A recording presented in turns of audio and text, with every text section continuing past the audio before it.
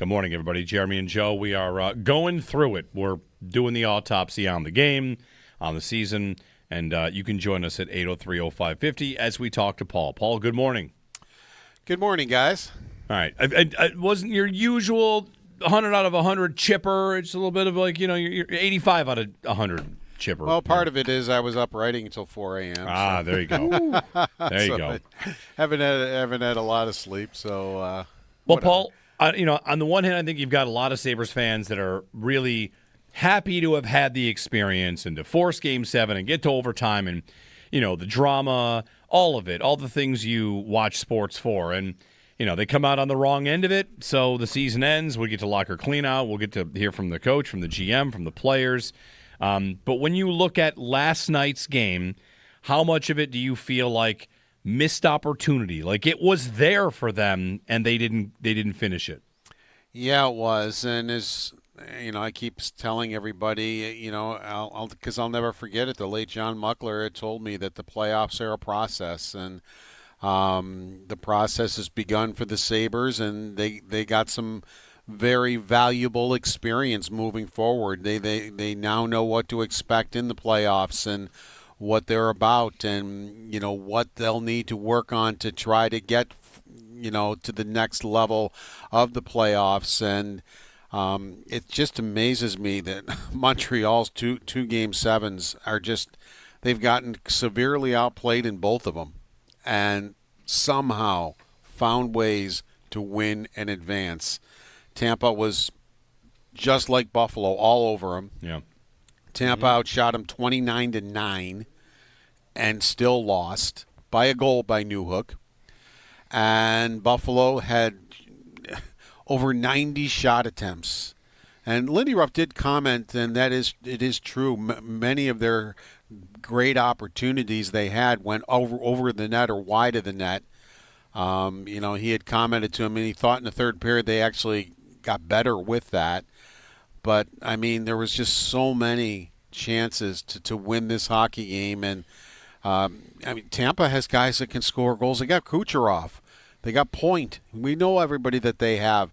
They couldn't get the one goal they needed to at least get that game to overtime. Buffalo has guys that can score goals. We know they have guys.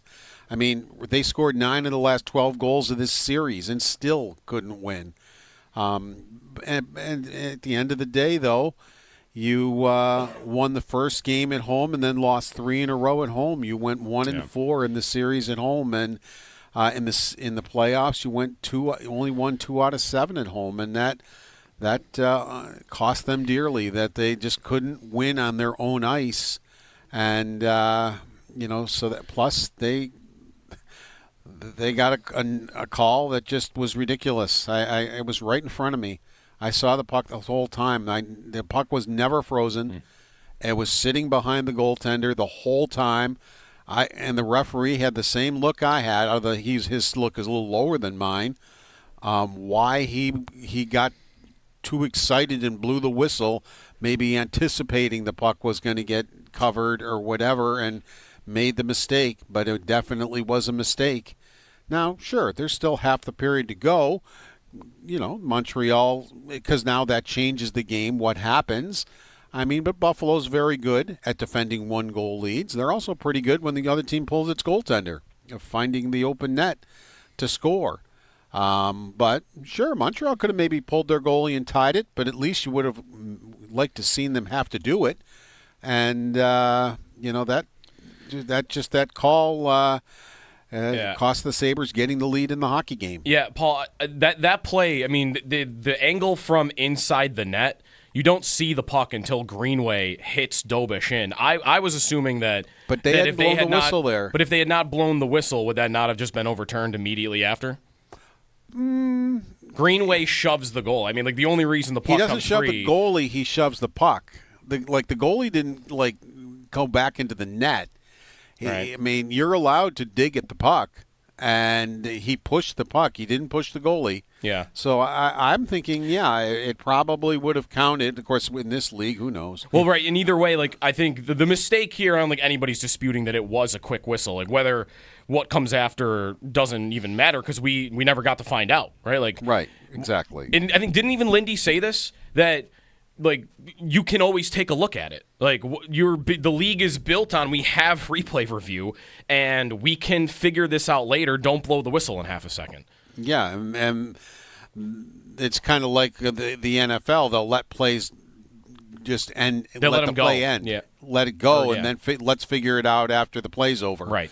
Type of a scenario, and right. It's to me, what he's looking at with the puck just laying there, he's anticipating the puck is about to get frozen, and he blew his whistle too quickly because it never got frozen. Right. Malenstyn got there and put it in the net, and it's a blown call, plain and simple. I mean, it's plain as day that the referee got too carried away and blew his. You can see the whistle. I know they did one where you can hear it too, but you can see it. He brings it up to his mouth, and while the puck is sitting there, right behind the goaltender. And I'll add on, like you touched on it, Paul. There is an opportunity if that puck is just laying between Dobes's legs, even if it's in him, that is still loose.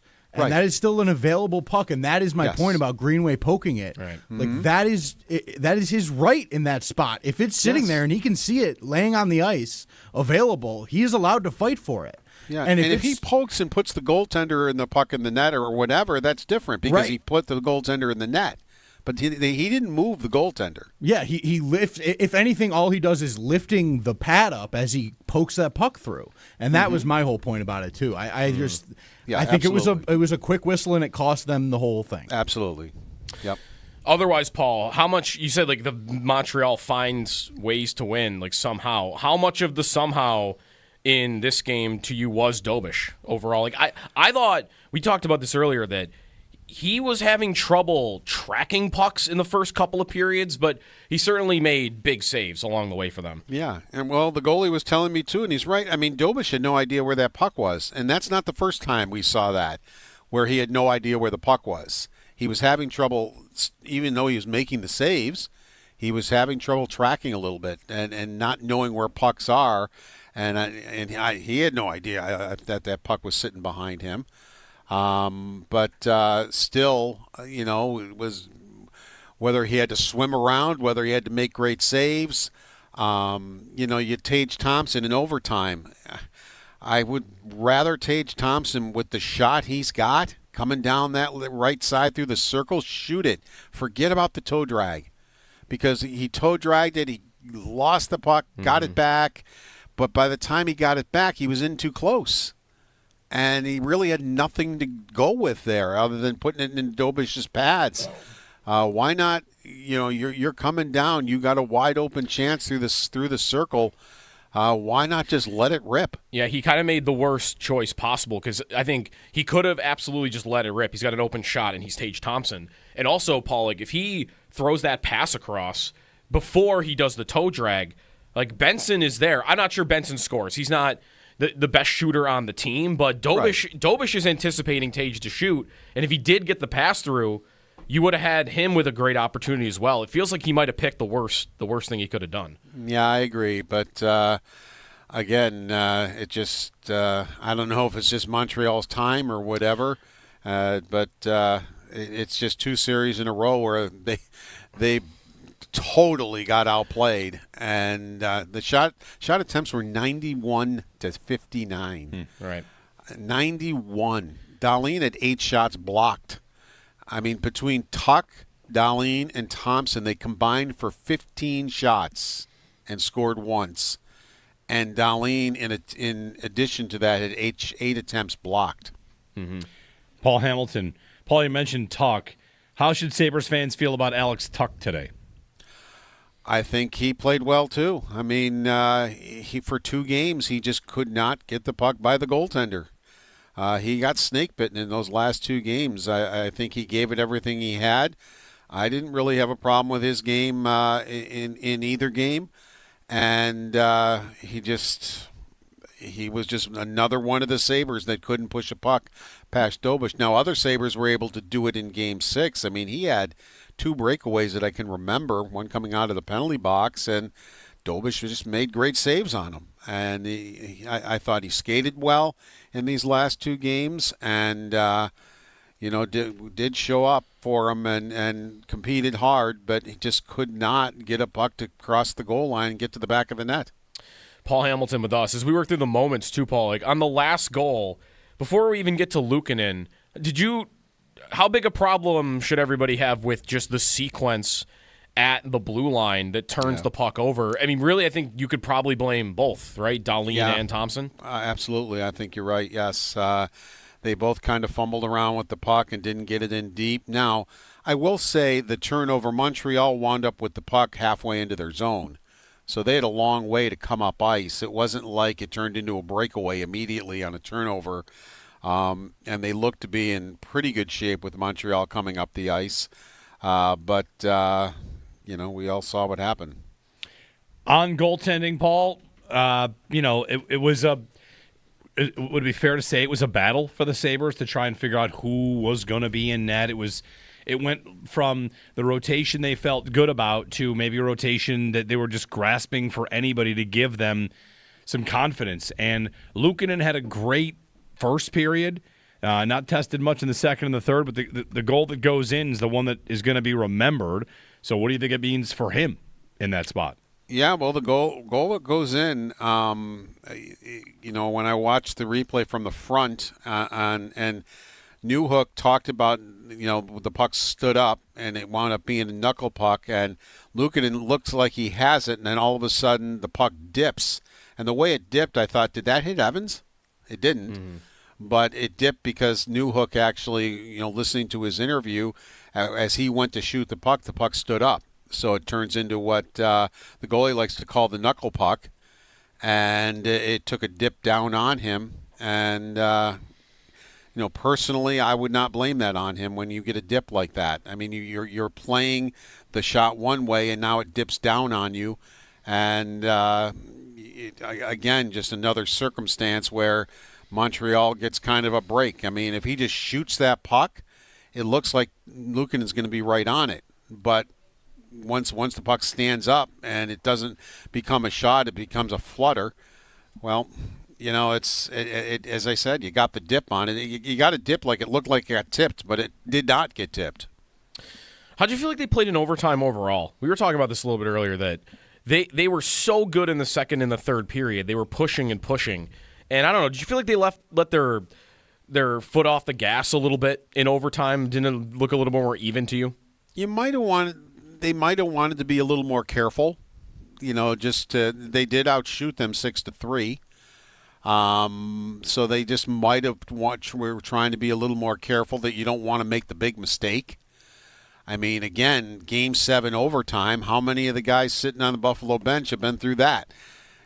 Just another new experience, as this whole thing has been an experience for them and a learning experience, which they're going to be better for, and a lot of stuff they passed. They passed the Game 6 test with flying colors and played well in this one too. So I didn't think it was totally bad. As I said, they had an opportunity too in overtime. They doubled Montreal's shots, but again, we saw the result. Paul Hamilton joining us on the Western Hotline. Paul, what's the schedule? Do we have one yet for Locker, Cleanout, and Jarmo and Lindy? Do we know yet? We don't know about Jarmo and Lindy. We do know that Locker Cleanouts will start around 1 o'clock this afternoon. So we won't get a huge amount of guys, but we will get some. And then it will continue tomorrow very early in the morning. I don't recall what time. And, and that's so it'll be 2 days, and then they'll schedule Jarmo and Lindy after that. It's the biggest thing we're going to get from players, the guys that we're dealing with something injury-wise. I feel like most teams you typically find out right around now. Yeah.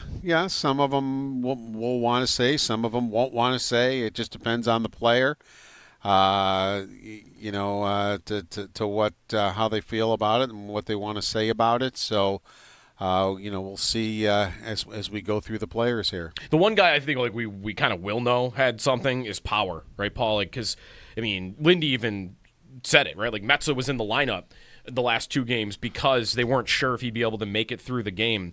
And man, like I don't know, like from you, Power playing through whatever he was playing through still looked like a calm presence back there every time. Like I think he had a big glow up for a lot of people in the playoffs, especially this series. Well, the regular season, I thought he played the same way. It just a lot of people were against him, and they just were against him, and they weren't noticing how much he was improving and how well he was playing. So to me, the improvement started long before the playoffs rolled in, and just the goal that he set up, Dahlin, how patient he was. He didn't panic with the puck. He saw Dahlin coming, and he had a minute, so he let Dahlin get past him where he could give him a perfect pass and send him in. That was a pretty heady play, I thought. And a lot of guys just would have tried to throw it right away and probably would have thrown it away and not gotten it to Dahlin. He saw him coming and let him come through the circle, then got him the puck. And I just thought that was a brilliant play by Power on the assist. Yeah, loved his game last night, Paul. And Paul, finally, as like you zoom out, the questions for Jarmo will be, what kind of expectations follow a season like this, win now mode. Usually the GM is asked after a season, is it playoffs or bust? And, we've got a much different kind of tone around what happened this year. And I'm really eager to hear, and I wonder what you think he'll have to say about managing expectations going forward, because they certainly have a lot in their favor. Just like Montreal, like people around the league think these 2 teams are going to be good for the next couple years, and how the GM approaches that is obviously something we'll all be waiting to see. Oh, I think his approach definitely is going to be what does he do to improve this team and to help them get even better.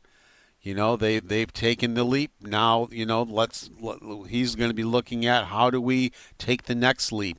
Who can we get that helps us be a better hockey team? Is Alex Tuck going to be? Are they going to be able to find common ground and sign him? They know they got some youngsters that probably are done with their American Hockey League careers. Osland and Helenius and even Kulik. I mean, he knows better than we do, the medical prognosis for Kulik. But if you have a healthy Kulik, you have 3 very good young players sitting there that are going to be a big part of your team. How does that play into it? Does that mean a veteran gets traded, or does that mean you don't feel if Tuck happens to leave, you don't feel it as badly with those guys? So, that's going to be his task, is how does he make a good team even better in the off season? And but of course, everybody's going to be wondering about Tuck right off the bat. And I'm sure we're not going to really be able to get much information out of him either, because he's got till July 1st to figure that out. So he still has a little bit of time here. And then there would be a timeline too on coach, wouldn't there also be? Like I'm not personally wondering a lot right now, like if Lindy will be back or not. But do we know like what his contract status is and like whether he would be back? Like it might just be up to him. It's up to him. He'll be back if he wants to be, and I don't understand why he would not want to be. Right. I think he really enjoyed coaching these players and seeing them grow. He talked about it last night at length, and I wrote about it. He just is so proud of this team, and he's never really sounded like he's leaning towards this being it. So. I mean, he felt it was unfinished business in a different way last year. But I still think he feels it's unfinished business, and I think he feels this team, the sky's the limit for this team. And I would think he would really want to be a part of that, and if he wants to be a part of that, he will be. Paul Hamilton, his appearance brought to you by Raylax Honda. Raylax, we got this. Thanks, Paul. Take care, guys. Locker clean out today, 1 p.m., and then later on this week, Jarmo Kekalainen and Lindy Ruff. And that's when we can ask, what the plan is for Lindy. Has he possibly already signed an extension? Mm-hmm. That sometimes can happen quietly. Didn't that happen for Bottrell? And that happened for Kevin Adams, definitely. Quietly signed an extension. With Adams. Sometimes those hockey extensions are kind of quiet. Doesn't it happen quietly, though, more when you don't think the fans are going to be excited about it? Maybe.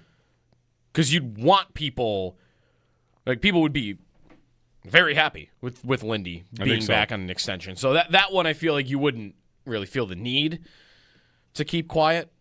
So, yeah, I'm not wondering about – I don't have this fear right now that, like, Seth Appert's going to be their coach at the beginning of next season. No, I don't think so either. And I think even if Lindy decided to step away, they would – I mean, I guess they could go in-house. Yeah, I think right. It's different. That's different. Kevin Adams, to be more optimistic that if they have work to do, and I believe they do, that they'll do it and that they're going to do it like a real NHL team because they have real NHL people that are now running the hockey department. Yep. And that's not just Yarmo. Like we mentioned, like it's the staff too. Mark Bergevin was being mentioned for GM jobs, and he's not getting one. Like he's going to be here. So they're going to keep it together. How'd you enjoy the internet rumors abound yesterday that the Sabres were going to wear black and red? Lindy wears the black and red to the media availability, and then like it takes off like wildfire. I saw Emily Kaplan. I got to the point where I read the rule book to see if you would get a 2-minute penalty. It would just be a fine. Emily Kaplan tweeted about it, saying, despite some internet speculation they will be wearing their blues, the Sabres would have eaten a fine, is what she wrote, something to that effect. So they could have switched it up. Okay. If they had, now that they lost, I can say, if they had worn those and then just lost in Game 7, I would hate for them to be associated with, remember that time you wore those and lost in Game 7? Right. You know, all of a sudden, like, I mean, that's on the line. It's not like they've been winning in the blue and gold earlier in the playoffs either. Yeah, all the, like, what do they have to learn, really, this group? Were they not up to it? I think for the most part they were. Game 6, you went to the Bell Center, the loudest environment in the league, with elimination on the line. And you had your best game, arguably, of the season. And then Game 7, all the pressure, you came back and you played a great game. Like, I don't know what – I think they did the job. I think they answered the bell. Any idea that playoff experience was going to be a deterrent for them, like I feel like you can throw all that out. I think they were totally up to it the whole time. And they lost in a Game 7 in overtime on a shot from outside the face-off circle. Like, what are you going to do? I feel like, unless you want to, like, really point to, like, who? Like, would there be an individual you would even want to point to? None of the young guys. All the young guys look great. Benson was up to it, clearly. Oslin was up to it.